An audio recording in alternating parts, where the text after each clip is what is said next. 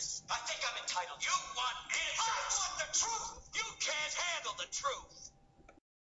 Let me ask you all a question. Can you handle the truth this January the 16th, 2014? Money, power, greed in the headline for today. And I want to thank my wife, Christy, who sends me this article. Now, it came out on January 14th. But in case you miss this, I think you might want to pay very close attention. Here's the headline. I'll put the link below.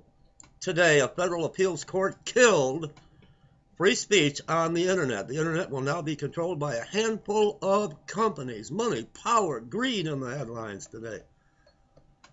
Today, a federal appeals court handed over control of free speech on the internet to a handful of companies. This is why it matters. Now, here are some examples. I'm only, for time's sake, going to read the first one, but you will get the idea. Say you're an NRA Republican, you're from Tennessee. The websites you go to on a daily basis are Yahoo for your email and news, ESPN for your sports, and TNGunOwners.com, a message board to talk about your day at the range. What if one day your access to email is fine, your Tim Tebow coverage from ESPN is as loud as ever, and TNGunOwners.com took 4 to 6 times longer to load? What if you called your internet service provider and their answer was, well, that's just the way it is now? All right, let me skip ahead.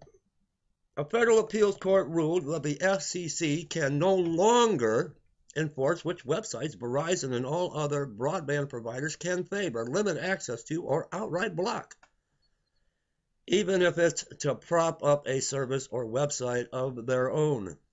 This is not a binary political issue. It is not a Republican or Democrat issue. This is naked corporate greed. It is a bunch of companies who want to control the largest free information platform in the world. There is nothing good that an individual can derive from this decision. Nothing. Before someone tells you otherwise, internet service providers' backs were not against the wall in any way. Bandwidth congestion is not real. It costs just as much money, if not more money, to cap the data flowing through your broadband connection as it does to serve it to you. Data caps are solely a money-making construct. Now get this, average connection speeds in South Korea are twice as fast as those in the United States.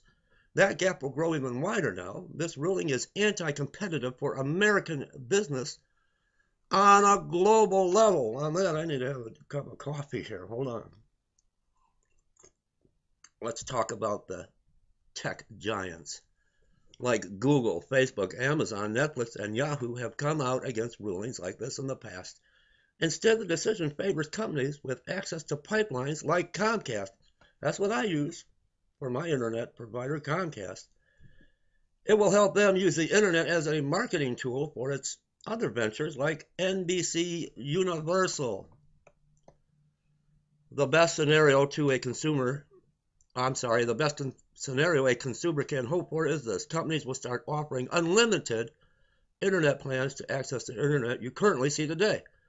The web will be partitioned off into sections like cable tiers, and those ISPs will offer speedier connections to certain kinds of websites if you pay for or buy into each tier. The very worst a consumer can expect is that some information will be deemed too unsavory for public consumption, like maybe bringing you the truth regarding the New World Order, the one world government, the elite. While select corporate messages can be blasted to your home at lightning speed. This is not a political story. This is corporate greed at its most blatant and obvious. Call a congressman. Get a law passed. Override the better lawyers, the lobbyists, the bought congressmen. Do the impossible. It's the only way. Do the impossible. Greed. Money, power, today in the headlines. Once again, today, a federal appeals court killed free speech on the internet. We knew that was coming. Leave me your comments, everyone. God bless you today. And please subscribe to my channel.